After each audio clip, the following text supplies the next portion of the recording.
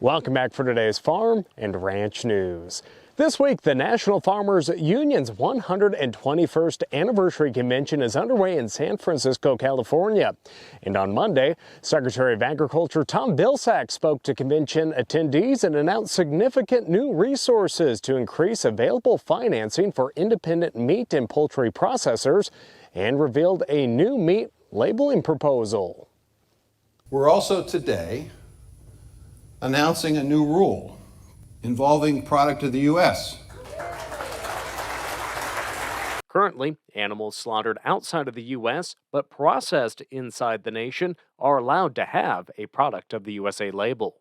This label is currently assessed on products if they're processed in the U.S., which means they could be born someplace, they could be slaughtered someplace, they could be raised someplace else, but not in the U.S., and still get this label.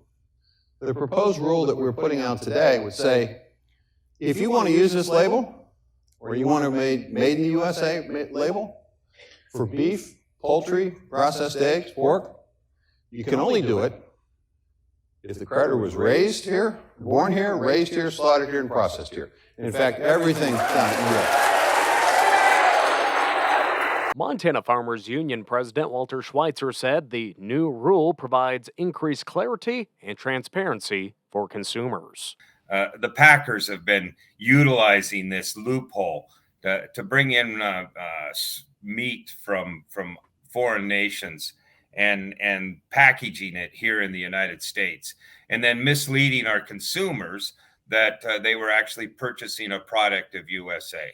This voluntary label of product USA can only be put on beef that was born, raised, and processed in the United States.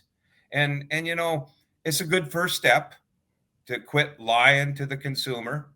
But you know, we need to get mandatory of country of origin labeling so that the consumers of this nation, like many other nations around the world, can know where their beef comes from.